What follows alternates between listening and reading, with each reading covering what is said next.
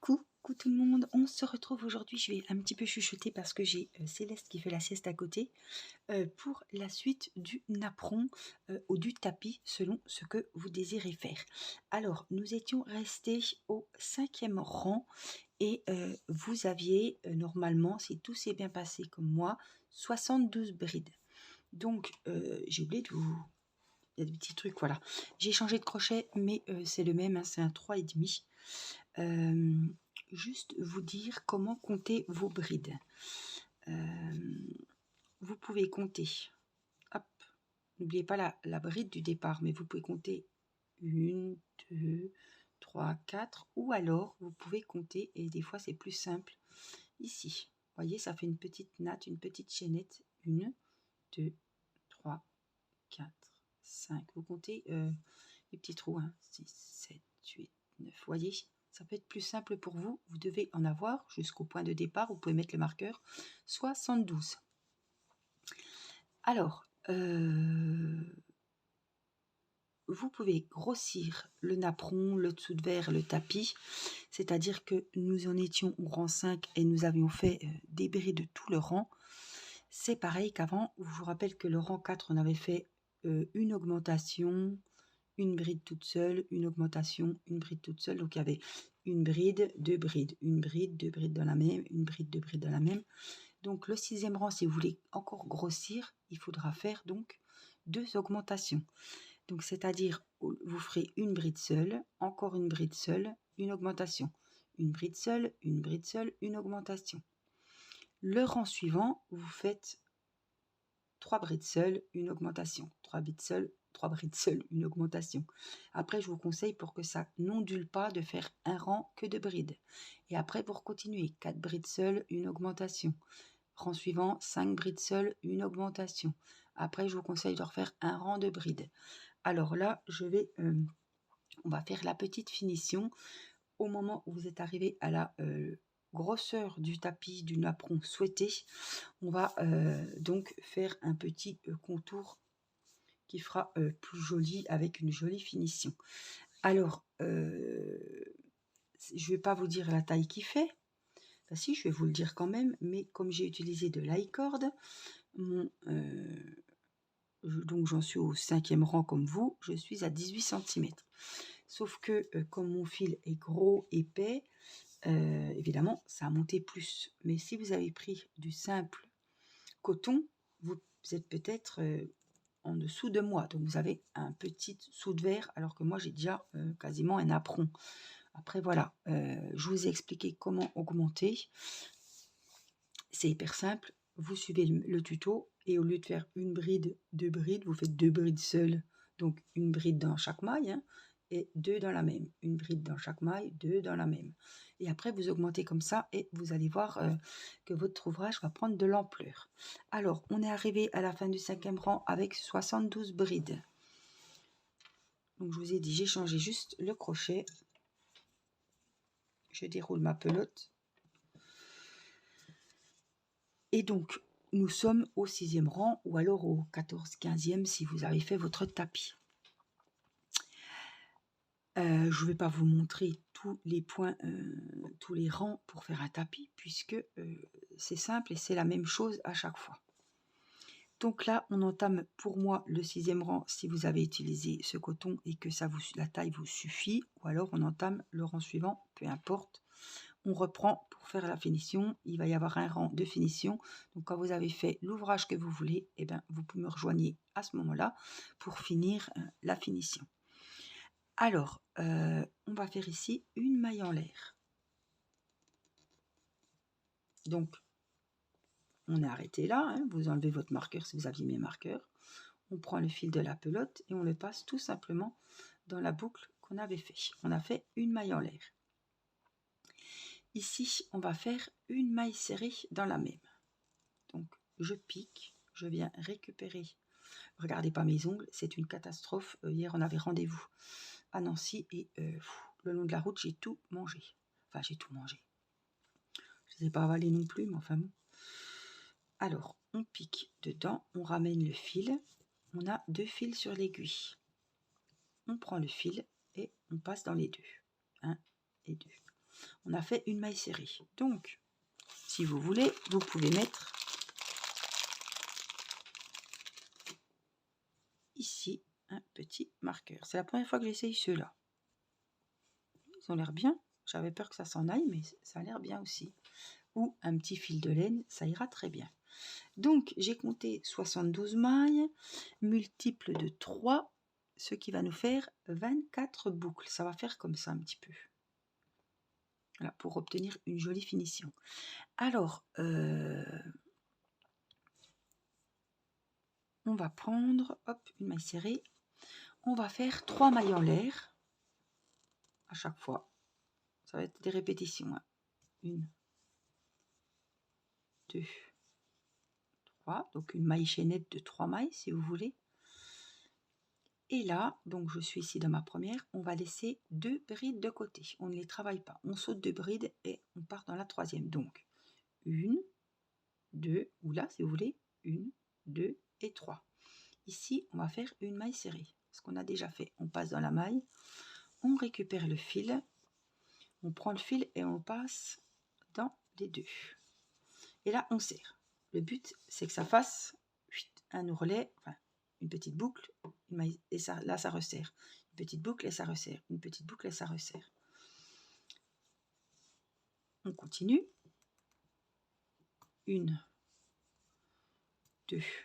Donc, si tout va bien, à la fin, on devrait avoir 24 boucles. Ça, c'est une boucle. Donc là, on va faire la deuxième boucle. Je vais mettre ça par terre peut-être. Voilà. Oups, ce sera plus facile pour moi. Donc nous sommes ici, on en saute 2. 1, 2, on pique dans la troisième et on vient faire la même chose, une maille serrée. On prend le fil de la pelote et on le passe dans les deux. Et là, je vous montre, on tire bien, pour bien serrer. Voilà, que ça fasse. Voilà, on a 2 petites boucles. 3 mailles en l'air.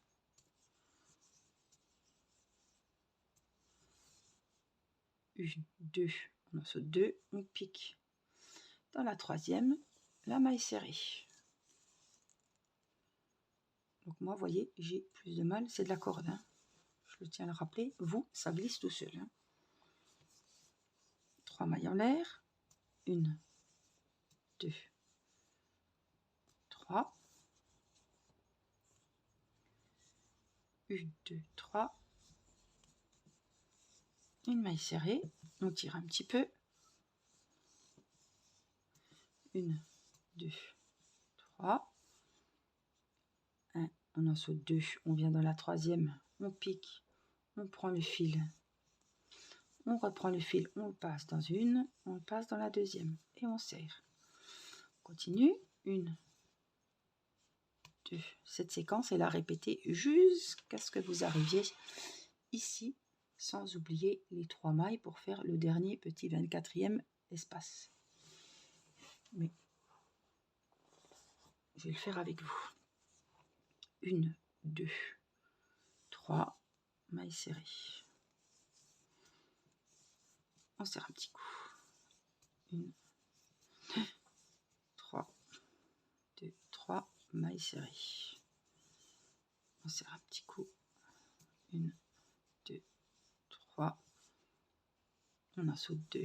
On va dans la troisième. On fait notre maille serrée. On resserre un petit coup. 1, 2, 3. J'ai ouvert le Velux, on entend les petits oiseaux. J'espère que ça ne sera pas trop fort. Il n'y a pas trop de bruit à l'extérieur, hein, mais on dirait si ça ne gêne pas pour le son. 1, 2, 3. La maille serrée. On resserre un petit coup. Les 3 mailles en l'air. C'est répétitif. Hein. Ça rentre. Les 2 premières, on regarde. Et après, je suis sûre que là, vous regardez déjà plus la vidéo. Hein. 1, 2, 3. Mais au cas où, je reste là. N'hésitez pas à mettre pause, à revenir en arrière. Prenez bien le temps. Je vous montre. Alors moi, ça gondole parce que c'est de la corde. Je vous montre ce que ça donne. Oups, assis-toi. Ça fait un joli petit bord. Sympa.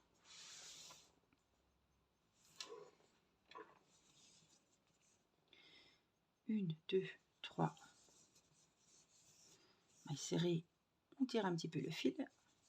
N'hésitez pas aussi à zoomer si vous le souhaitez. On tire le fil. 1, 2, 3. Hop, maille serrée. On tire le fil.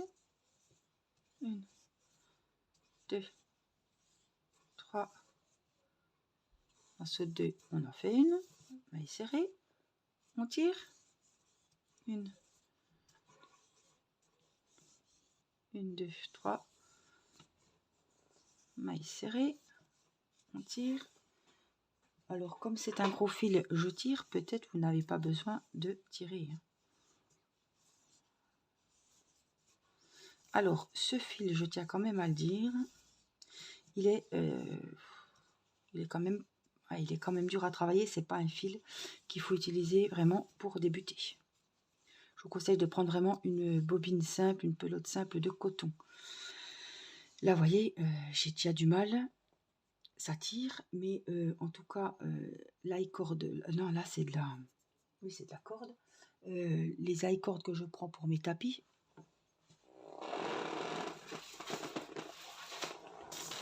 comme celle-ci, c'est vraiment plus souple, vous voyez. Elle est plus fine et plus souple. Vous voyez, celui-là, je peux pas le bouger, le tapis. Je peux pas le faire comme ça, vous voyez. Donc les grosses pelotes que j'achète, le fil est plus souple quand même. Je voulais vous montrer la différence quand même parce que la maille serrée, on tire 3 mailles en l'air, serré, et je vais vous montrer comment on termine. Donc j'espère qu'on va arriver pile poil. 1, 2, 3. 1, 2, 3. Ici. C'est un petit coup. 1, 2, 3. Ici, on arrive au marqueur, normalement. Je vous montre. 1, 2. Et là, c'est où on a fait. Donc, on va piquer juste où il y a le marqueur. Vous enfilez le crochet. Comme ça, vous ne vous trompez pas. Vous enlevez le marqueur. Ici, on va faire une maille coulée. Alors, on prend le fil de la pelote. On le passe, hop, dans notre maille. Ici, on a 2 fils. On passe, hop, le deuxième dans la première. On a fait une maille coulée et c'est comme ça qu'on ferme tous les ouvrages. Donc là, il n'y a pas besoin de compter, mais je vais quand même le faire parce que voilà. On devrait avoir 24 espaces. 1, 2, 3, 4, 5, 7, 9, 10, 12, 14, 16, 18, 20, 22, 23, 24. C'est tout bon, youpi. Alors, si vous, il vous manque un espace, vous avez encore 3 mailles, vous trichez. Vous faites, on va pas voir qu'elle a, il n'y a qu'une maille de séparation. Hein. Faut pas chipoter. Donc là, on a terminé.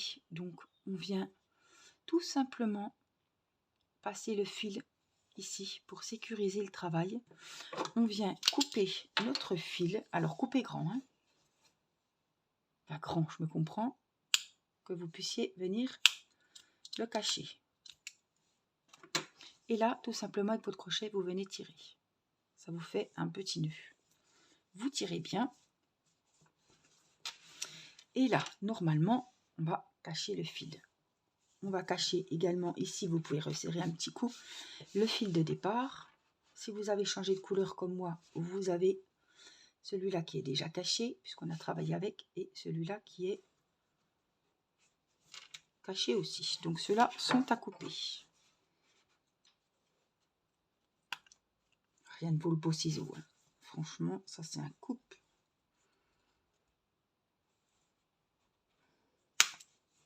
Ainsi, parce que je... Voilà, nickel. Voilà. Donc ça, c'est le dessous. Hein. Donc, c'est toujours moins joli que le dessus.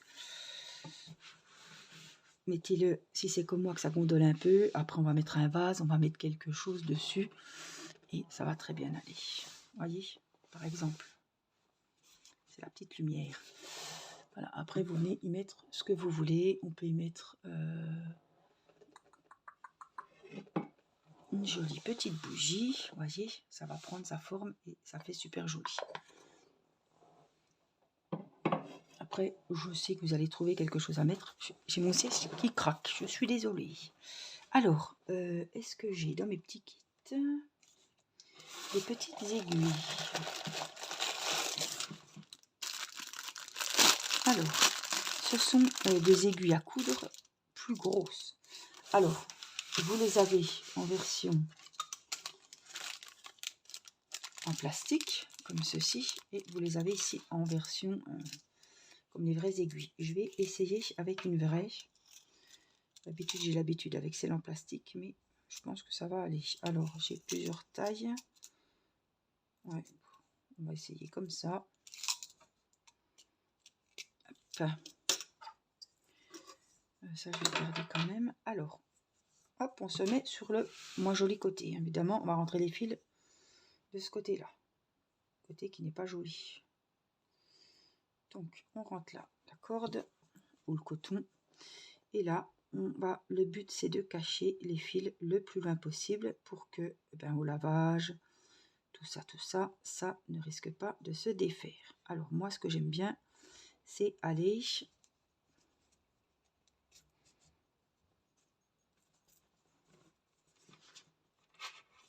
Par exemple, ici, pour faire une ligne, voyez.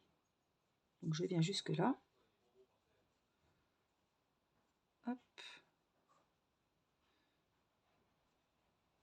Et je prends les petits fils. Donc, du plus loin possible, plus vous allez cacher votre fil loin, plus l'ouvrage... Alors, vous, ça doit rentrer tout seul. Moi, j'ai les doigts qui glissent.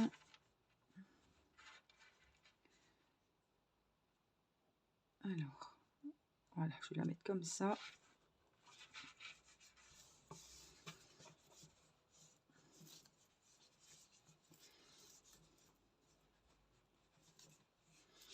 Y arriver, hein. Je suis un peu bourrin parce que je peux vous dire que c'est dur.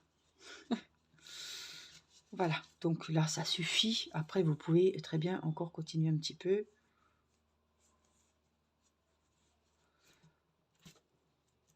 Voilà. Ici, on tire bien. Après, on rajustera, mais il faut bien tirer.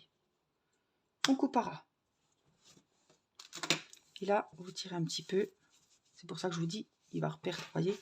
On ne voit plus du tout votre fil. On va faire pareil avec le petit rouge, mais le rouge, il a déjà été caché. Ça, je suis sûre. Mais on va quand même faire... Hop. Pour celles qui ne l'avaient pas caché, je vous montre vraiment pour sécuriser, bien rentrer les fils partout.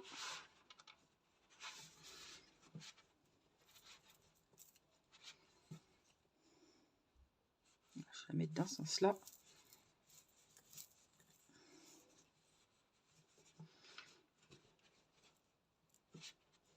Selon comme on a serré les mailles,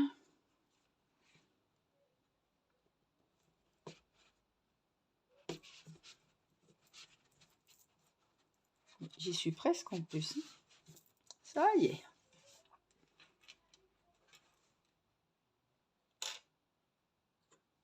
Donc là, on coupera.